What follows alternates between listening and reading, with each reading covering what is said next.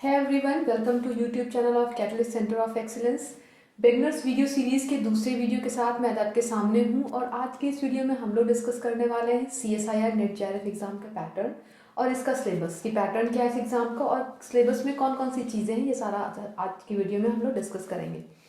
तो देखिए, अगर CSIR नेट एग्जाम के पैटर्न को आप देखें तो आपका जो पेपर है ये सिंगल MCQ पेपर होता है। ये आपका टोटल 200 मार्क्स का पेपर होता है और 3 आवर्स मिलते हैं इसके लिए आपको। और पेपर जो है आपका ये 3 पार्ट में डिवाइडेड होता है, 3 सेक्शंस में, पार्ट ए, पार्ट बी और पार्ट सी में। पार्ट ए में जो क्वेश्चंस आपके एग्जाम में पूछे जाते हैं वो आपके जनरल एप्टीट्यूड के होते हैं, 20 क्वेश्चंस इसमें आपके होते हैं। पार्ट बी और पार्ट सी जो आपका होता है ये आपका सब्जेक्ट से रिलेटेड इसमें क्वेश्चंस आते हैं। लाइक आपने लाइफ साइंस में अगर ऑप्ट किया है तो आपके लाइफ साइंस से रिलेटेड क्वेश्चंस आएंगे, पार्ट बी में भी पार्ट सी में भी। बट पार्ट बी के जो क्वेश्चंस होते हैं आपके डायरेक्ट इंफॉर्मेशन बेस्ड क्वेश्चंस होते हैं जनरली।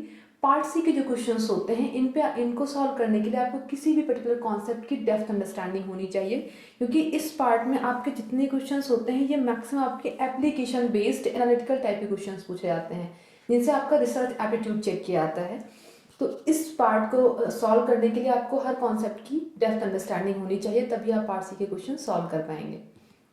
अब अगर देखें कि पार्ट ए और बी और सी में कितने क्वेश्चंस अटेम्प्ट करने होते हैं, आपको कितने क्वेश्चंस आते हैं, तो देखिए जो सेक्शन ए है आपका, पार्ट ए है जिसमें हर क्वेश्चन आपका 2 नंबर का होता है ना। और टोटल क्वेश्चंस यहाँ पे आपको 20 मिलते हैं, out of which you can attempt only 15 questions. Maximum आपको 15 क्वेश्चंस अटेम्प्ट करने होते हैं, इसके बाद अगर आप अटेम्प्ट करते हैं तो वो आपका काउंट नहीं होता है, ठीक है। पार्ट बी में अगर आप देखें तो इसमें भी आपका हर क्वेश्चन 2 मार्क्स के आपके होते हैं इसमें, और टोटल इसमें आपके 50 क्वेश्चंस होते हैं, out of which you have to attempt only 35 question. Maximum 35 आप अटेम्प्ट कर सकते हैं पार्ट बी में। तो टोटल आप 70 मार्क्स ला सकते हैं पार्ट बी के थ्रू। पार्ट सी में अगर आप देखें तो पार्ट सी के क्वेश्चंस आपके 4 मार्क्स का आपका हर एक क्वेश्चन होता है और इसमें आपको टोटल 75 क्वेश्चंस मिलते हैं, जिसमें से आपको केवल 25 क्वेश्चंस अटेम्प्ट करने होते हैं। और ये आपका सबसे स्कोरिंग सेक्शन होता है अगर आप देखें, क्योंकि इस पूरे सेक्शन से आप टोटल 100 मार्क्स ला सकते हैं अगर आप 25 क्वेश्चंस करते हैं तो आपने देख लिया 2 मार्क्स का आपका ईच ए और बी पार्ट है, 4 मार्क्स का आपका सी सेक्शन है, 20 और 50 क्वेश्चंस आपके पार्ट ए और बी में है, जिसमें से आपको 15 और 35 अटेम्प्ट करना है। और पार्ट सी में आपका टोटल 75 क्वेश्चंस हैं, जिसमें आपको केवल 25 क्वेश्चंस अटेम्प्ट करने होते हैं। तो टोटल जो आपके मार्क्स हो गए पूरे सेक्शन के वो 200 मार्क्स का आपका टोटल पेपर होता है और आपके 145 क्वेश्चंस टोटल होते हैं, जिसमें से अगर आप ABC तीनों को मिला के देखें तो 75 क्वेश्चंस आपको अटेम्प्ट करने होते हैं। अब देखिए, अगर नेगेटिव मार्किंग को समझने की कोशिश करें कि पार्ट ए बी सी में नेगेटिव मार्किंग किस तरीके से होती है, तो आपकी 1/4 नेगेटिव मार्किंग होती है पार्ट ए बी सी तीनों में। तो आपको बहुत केयरफुल रहना है जब आप क्वेश्चन पेपर अटेम्प्ट करेंगे। जो क्वेश्चन आपको आ रहा होता है जिसमें आप श्योर हो वो क्वेश्चन आप पहले सॉल्व करें, ठीक है। तो नेगेटिव मार्किंग देखिए पार्ट ए में और बी में मैंने बोला कि ये आपके 2 मार्क्स से होते हैं क्वेश्चंस, तो यहाँ पे आपके 0.5 मार्क्स डिडक्ट होते हैं अगर एक क्वेश्चन आप गलत करते हैं, ठीक है। दोनों पार्ट में, पार्ट ए और बी दोनों में। बट चूंकि जो पार्ट सी है आपका, इसका हर एक क्वेश्चन आपको 4 मार्क्स देता है, तो अगर आप एक क्वेश्चन को ये आप इनकरेक्ट करते हैं तो यहाँ पे आपका 1 नंबर सीधे कटेगा। तो सी पार्ट में आपको ज़्यादा केयरफुल रहना है क्योंकि यहाँ पे आपके मार्क्स ज़्यादा कटने वाले हैं।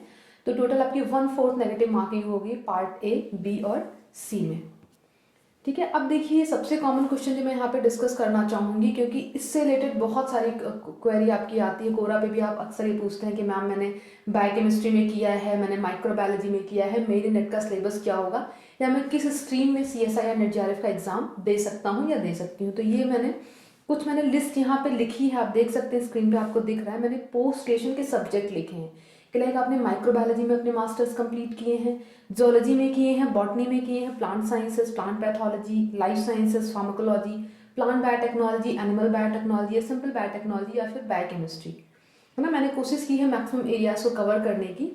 इसके अलावा भी कुछ और भी स्ट्रीम्स हैं आपके जिन पे भी अगर आपने मास्टर्स अपने कंप्लीट किए हैं तो आप इस एग्जाम में लाइफ साइंस में अपेयर हो सकते हैं, ठीक है। तो ये कन्फ्यूजन आपके लिए आई थिंक नहीं आज के बाद रहेगी, इस वीडियो को देखने के बाद तो बिल्कुल भी नहीं, कि अगर आपने माइक्रोबायोलॉजी से MSc करी है तो आप लाइफ साइंस में ही अपेयर होंगे और लाइफ साइंस का सिलेबस आपका रहेगा। जो सिलेबस आपका जोलॉजी वाले स्टूडेंट के लिए रहेगा, बॉटनी वाले स्टूडेंट के लिए रहेगा, वही सिलेबस आपके लिए भी होगा, ठीक है। अब इसके सिलेबस को भी देख लेते हैं कि इतने सारे स्ट्रीम्स को अगर joint CSIR life science cover कर रहा है तो इसका सिलेबस क्या है। ऑब्वियसली सिलेबस बहुत बड़ा है, इसका ह्यूज है।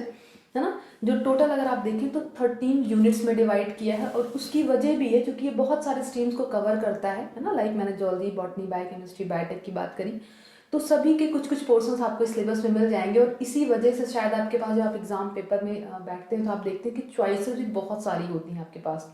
जैसे पार्ट सी में हमने देखा अभी कि out of 75 questions you have to attempt only 25 questions. तो उसकी वजह ही आपका ह्यूज सिलेबस ही है, ठीक है। तो देखिए आपके 13 यूनिट्स में आपका सिलेबस डिवाइड है, जिसमें सबसे पहले यूनिट अगर आप देखें जो कि बायोकेमिस्ट्री की है, molecules and their interaction relevant to biology, जिसमें आप डिफरेंट टाइप के बायोमॉलिक्यूल्स की स्टडी करेंगे, प्रोटीन, डीएनए, आरएनए एक्सेट्रा, इनका स्ट्रक्चर, इनका फंक्शनल एस्पेक्ट सब कुछ डिस्कस करेंगे। सेकेंड यूनिट की अगर आप बात करें तो सेलुलर ऑर्गेनाइजेशन, इसमें आप प्लाज्मा मेम्ब्रेन, डिफरेंट टाइप के सेल ऑर्गेनेल की बात करेंगे, ये सारी चीज़ें डिस्कस करेंगे। थर्ड यूनिट आपकी मॉलिक्यूलर बायोलॉजी को कैटर करती है, जिसमें आपकी फंडामेंटल प्रोसेस है, जिसमें आप पढ़ेंगे रेप्लिकेशन, ट्रांसक्रिप्शन, ट्रांसलेशन, ये सारी चीज़ें आप डिस्कस करेंगे। फोर्थ यूनिट आपकी है cell communication and cell signalling, ये भी आपकी इंपॉर्टेंट यूनिट है, जिसमें आप सेल सिग्नलिंग से रिलेटेड चीज़ें पढ़ेंगे। देन फिफ्थ यूनिट आपकी डेवलपमेंटल बायोलॉजी, जिसमें आप प्लांट डेवलपमेंटल ग्रोथ और एनिमल डेवलपमेंटल बायोलॉजी के बारे में पढ़ेंगे। इसके अलावा सिक्स और सेवन्थ यूनिट जो है आपकी ये फिजियोलॉजी से रिलेटेड है। सिक्स यूनिट आपकी प्लांट फिजियोलॉजी से रिलेटेड है, और सेवन्थ यूनिट आपकी एनिमल फिजियोलॉजी के पोर्शन आप इसमें पढ़ेंगे। एट्थ जो आपकी यूनिट है इसमें आप इनहेरिटेंस बायोलॉजी पढ़ेंगे, जिसमें आपका जेनेटिक्स का पोर्शन आता है, लिंकेज, मैपिंग, पेडिग्री, सारी चीज़ें ये आप इसमें पढ़ेंगे। देन जो आपकी नाइन्थ यूनिट है ये डाइवर्सिटी ऑफ लाइफ फॉर्म्स है। देन जो आपकी 10th और 11th यूनिट है जो आपकी इकोलॉजी और एवोल्यूशन जिसमें आते हैं, ये आपकी यूनिट बहुत इंपॉर्टेंट है, बहुत स्कोरिंग है। इसके अलावा 12th जो आपकी यूनिट है जिसमें अप्लाइड बायोलॉजी आती है। 13th यूनिट अगेन इंपॉर्टेंट है आपकी, जो मेथड्स इन बायोलॉजी की यूनिट है, जिसमें आप डिफरेंट टाइप की मॉलिकुलर और बायोकेमिकल टेक्निक्स पढ़ेंगे। तो ये कंप्लीट सिलेबस है आपका CSIR नेट लाइफ साइंस का। अगर किसी भी स्ट्रीम में आपने मास्टर्स कंप्लीट किया और आप लाइफ साइंस में अपेयर हो रहे हैं तो ये पूरा सिलेबस आपको पढ़ना पड़ेगा। ये सिलेबस अगर आप CSIR HRDG की वेबसाइट पे भी जाएं तो वहाँ पे भी आपको इस डिटेल में मिल जाएगा कि इन यूनिट्स में सब टॉपिक्स कौन कौन से हैं जो आपको पढ़ने हैं। तो आई थिंक आज के वीडियो से आपको क्लैरिटी हुई होगी इस एग्जाम के पैटर्न और सिलेबस से रिलेटेड। बहुत जल्दी ही मैं नेक्स्ट वीडियो अपलोड करूंगी, जिसमें मैं नेट JRF में डिफरेंस क्या है इसको आपको बताऊंगी, और बाकी की जो इन्फॉर्मेशन है CSI नेट JRF एग्जाम से रिलेटेड वो भी मैं आपके साथ डिस्कस करूंगी। इस एग्जाम से रिलेटेड अगर और भी कोई क्वेरी है, कोई डाउट है आपके मन में, तो आप कमेंट सेक्शन में जाके मुझे बता सकते हैं। मैं कोशिश करूंगी कि जल्दी से जल्दी उस टॉपिक से रिलेटेड एक वीडियो अपलोड करूँ। Thanks for watching this video. Thank you.